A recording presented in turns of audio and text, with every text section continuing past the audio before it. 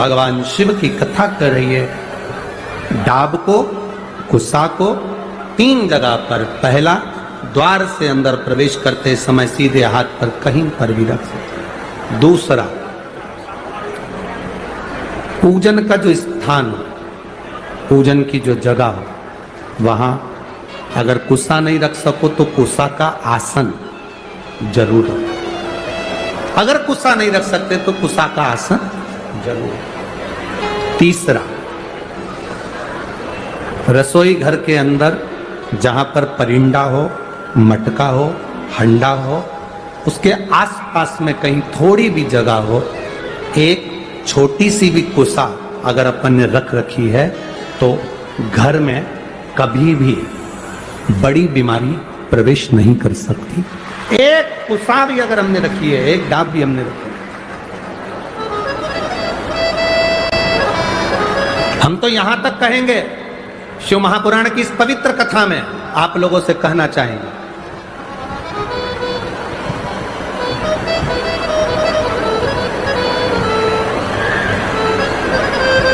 कभी कभी इस पवित्र कथा में अगर आप लोग स्मरण करेंगे तो कभी जिंदगी में आप कोई बड़ी जांच कराने के लिए जा रहे हो कि डॉक्टर ने बोला है कि इनको ये बीमारी हो रही है, इनको ये रोग हो रहा है, इनको ये तकलीफ, आप डॉक्टर को दिखाओ, जांच कराओ, डॉक्टर दवाई दे, उसको खाओ। डॉक्टर भी शंकर का एक रूप है। जैसे शिव महामृत्युंजय है तो जगत के जितने डॉक्टर हैं ये भी महामृत्युंजय का एक प्रतिबिंब स्वरूप है। आप इनको दिखाओ, डॉक्टर भी शंकर का एक स्वरूप है। ऐसा नहीं कि तुम डॉक्टर को नहीं मानोगे, डॉक्टर शिव का एक तत्व स्वरूप माना, महामृत्युंजय माना, आप दिखाओ। पर यहां शास्त्र कहता, शिव महापुराण की कथा वर्णन करती है, जब तुम जांच कराने के लिए जा रहे हो, तुम्हें लग रहा है कि डॉक्टर ने बोला है कोई बड़ी बीमारी, ये गठान है और ये गठान, ये गांठ गर्भाशय में आ गई, ये गांठ कहीं शरीर में आ गई और तुम्हें लग रहा है कि ये तकलीफ देगी और जांच के लिए जाएगी, उसके पहले जब आप डॉक्टर की जांच कराने के लिए जाओ, उसके पहले कुशा का जल, अगर महादेव जी की जो जलाधारी होती है, इसमें महादेव जी बने दिख रहा है सबको, सबको नजर आ रहा है, टीवी के माध्यम से भी आप लोग देखते रहना, ठीक है। ये जो महादेव जी का शिवलिंग है, ये जो जलाधारी है, ये जलाधारी पार्वती जी का स्थान, इसके बीच में एक लाइन है वो अशोक सुंदरी का स्थान, राइट में गणेश जी, कार्तिकेय जी।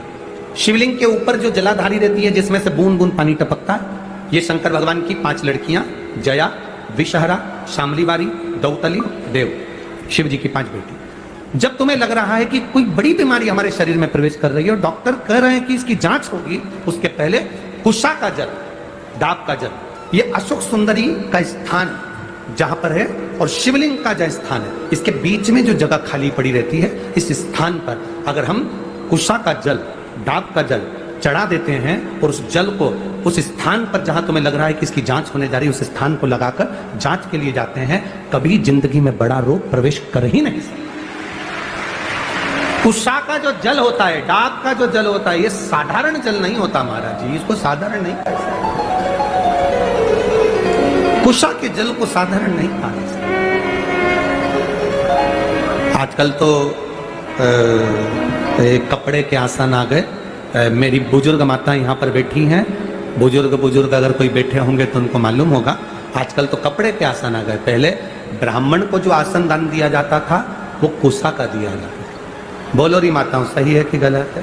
पहले 3 चीजें बड़ी विशेष होती थी ब्राह्मण को दान करने के लिए। कुशा का आसन होता था, सौभाग्यवती नारी को सुहाग का सामान जो दान दिया जाता था वो बांस की टोकरी में दिया जाता था,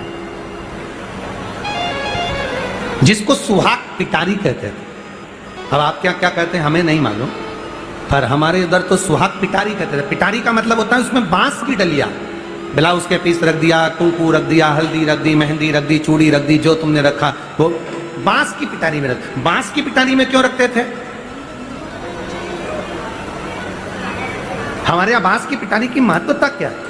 हमारे यहाँ सनातन हिंदू धर्म में बहुत सी चीजें हैं जिसकी बड़ी महत्वता है महाराज। जैसे शादी के मंडप में बांस लगाना, वंशकार समाज के जो भाई होते हैं जो बांस का काम करते हैं, लोग भले कुछ भी कहें कि ये वंशकार है, ना ना ना, शिव महापुराण की कथा कहती है वंशकार बांस की डलिया का निर्माण करता है। जैसे बांस कभी समाप्त नहीं होता, लगा हुआ बांस में से बांस कटता जाता है, बांस फूटता जाता है, बांस कभी समाप्त नहीं होता। जिसमें से पैदा हुआ फिर होगा, उसको काट लो फिर होगा।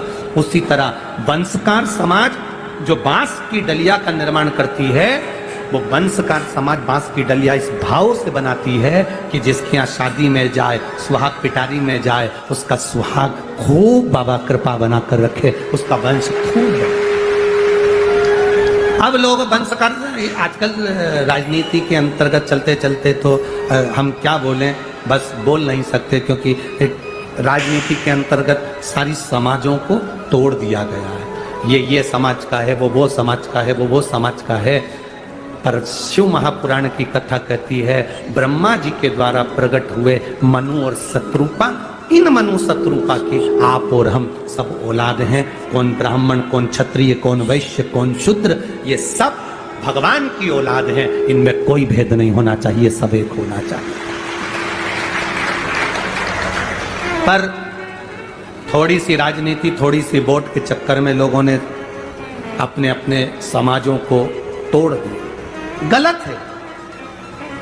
ये शिव पुराण रखी है 1 2 3 4 ब्राह्मण, क्षत्रिय, वैश्य, शूद्र, 4 पाए पर ये पोथी रखी है। उसी तरह हमारे ब्राह्मण, क्षत्रिय, वैश्य और शूद्र, ये 4 भारत के वो स्तंभ हैं जिस पर ये पूरा सनातन धर्म टिका हुआ।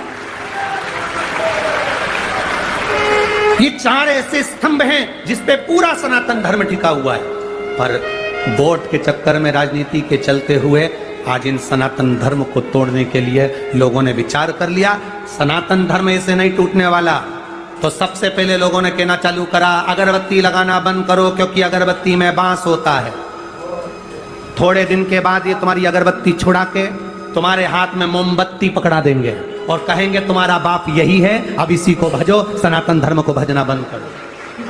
पर शास्त्र रीति कहती है, हमारा सनातन धर्म कहता है ब्राह्मण, क्षत्रिय, वैश्य, शूद्र, ये 4 एक स्तंभ है सनातन धर्म के। ये हमें कितना भी कोई तोड़े, पानी को डंडे से मारने से पानी अलग होता है क्या? अरे बोलो तो चीजियों, नहीं होता। इनको लोगों ने कह दिया ये तो वंशकार हैं, ये तो चर्मकार हैं, ये तो ये, ना ना ना ना। जितनी जातियां, जितनी समाजें बनी है, ये हमारे सनातन धर्म के गौरव बनी है। संत रविदास जी ने चमड़े का जूता बनाते बनाते रविदास जी महाराज स्वयं मीराबाई आकर खड़ी हो जाती है और कहती है गुरुदेव मैं तुम्हारे लिए अच्छा आश्रम सुंदर गंगा के घाट पर बना देती हूँ गुरुदेव, अच्छी जगह बना देती हूँ, चलो गुरुदेव। रविदास जी ने कहा मीरा मैं काय को गंगा के घाट पर जाऊं, मुझे गंगा के घाट पर जाने की जरूरत नहीं है मीरा। अगर मेरी भक्ति में बल होगा तो गंगा खुद आएगी, स्वयं पहुंचेगी। संत रविदास जी ने कहा तो मीराबाई हंसने लगी, गुरुदेव गंगा मैया यहां कहां से आएगी, तू क्या चाहती है? मीराबाई कहती है मुझे गंगा जल पीना है। रविदास जी कह रुक जा। जिस कठोते में रविदास जी चमड़ा धोते थे, रविदास जी ने हाथ जोड़े, गंगा मैया ये मीरा छोटी है, जानती नहीं, इसको जल पीना है, आप जल दो ना। छोटे से कठोते में जिसमें रविदास जी चमड़ा धोते थे,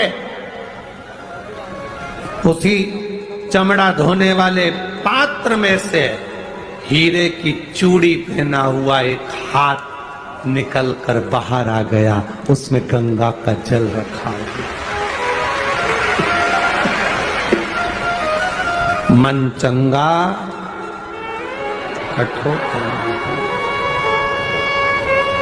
कठोते में गंगा।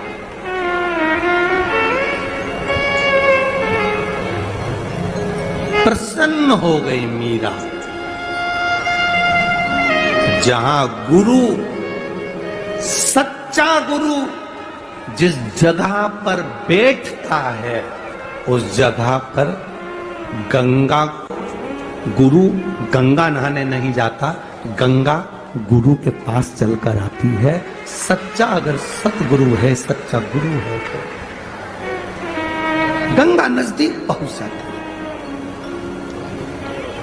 सत्य है आपके पास में। आपको हमने पहले कथा में कहा, आज फिर कह रहे हैं, बहुत ध्यान देने वाला विषय है। जिस नारी का रजोधर्म में अगर तकलीफें आती हैं, रजोधर्म से जुड़ी हुई जो प्रॉब्लम बढ़ जाती है, या गर्भाशय में, बच्चादानी में उसको लग रहा है कि कोई गांठ पड़ गई है, या गर्भाशय में कोई प्रॉब्लम आ गई, या रजोधर्म से जुड़ी हुई कोई परेशानी आ गई, उस समय पर दुर्वा, दुर्वा जानते हो, गणेश जी को चढ़ती है ना दुर्वा, दुर्वा अशोक सुंदरी वाली जगह पर समर्पित कर 5 दुर्वा सुबह के समय खाली पेट पीवरी का स्मरण कर उसको यदि खाया जाए तो रजोधर्म से जुड़ी हुई जितनी दिक्कतें होती हैं वो सब समाप्त हो जाती है, गर्भाशय में गांठ नहीं बनती। पीवरी, इस पीवरी के नाम का वर्णन बड़ा शास्त्र के अंतर्गत आया है हमारा, बड़ा बड़ा सुंदर भाव। पितरों की कन्या पीवरी के साथ जो सुखदेव जी महाराज का मंगल विवाह हुआ था, ये पीवरी कोई साधारण नहीं, एक आनंद का विषय है पीवरी, पितरों का एक वरदान है पीवरी, पितरों का एक आशीर्वाद है पीवरी। ये उनके लिए भी काम करती है पीवरी जिनका 2-4 महीने का बच्चा हुआ और अवर्षण हो गया, फिर 2-3 महीने का बच्चा हुआ फिर गिर गया, फिर 2-4 महीने का बच्चा ठहरता है फिर गिर जाता है, उसके लिए पीवरी का नाम बड़ा काम आता है हमारा, बहुत काम। बेलपत्र समर्पित कर वो बेलपत्र को पीवरी का स्मरण कर सोमवार की अष्टमी के दिन उस बेलपत्री को खा लिया जाए तो बच्चा फिर 2-4 महीने का गिरता नहीं है, बच्चा पूरा जन्म लेता है और विकलांग नहीं होता, अच्छा बच्चा जन्म लेता है। पीवरी के नाम का इतना गुणगान है हमारा। ये 2-3 जो नाम होते हैं, पीवरी का, एक तुमरुका जी का, ये नाम ऐसे हैं जो हमारे जीवन को सुख प्रदान करते हैं, आनंद देते। पीवरी, सारे पितृलोक के पीवरी को आते देखा तो सम्मान किया, बेटी को आते देखो तो सम्मान होना चाहिए। गाय, बेटी, संत, ब्राह्मण, घर के बड़े बुजुर्ग, इनका सम्मान घर में हमेशा होना चाहिए, हमेशा। शंभो शरणे मांगू घड़ी दे, दुख काटो दया करी ने दर्शन, शंभो शरणे। ये सुख का विषय है पीवरी। पार्वती जी मिली अपनी मौसी से, पीवरी से, मैनावती अपनी बहन से मिली। पीवरी के चेहरे की चमक इतनी थी, पार्वती जी ने पूछा मैनावती से, मां ये कौन है, इतनी सुंदर, इतना चमक। और आपको कथा में कहा पहले, क्रीम की चमक 2-4 साल, क्रीम की चमक 2-4 महीना, क्रीम की चमक 2-4 दिन रहती है, पर अच्छे कर्म की चमक जिंदगी भर रहती है। जीवन पर्यान अंत समय तक आपका चेहरा आपके कर्म से चमकता है। आप अच्छा करोगे, आपके चेहरे पर चमक आ जाएगी, आपको ब्यूटी पार्लर जाने की जरूरत नहीं पड़ेगी। कहां जा, आजकल तो इतना फैशन बिगड़ गया, इतना फैशन बिगड़ गया महाराज। कोई सुंदरकांड का पाठ भी कराता है तो पहले पंडित जी से कहता है मजा आना चाहिए। अब तो सुंदरकांड मजा लेने के लिए करा रहा है कि कल्याण के लिए करा रहा है?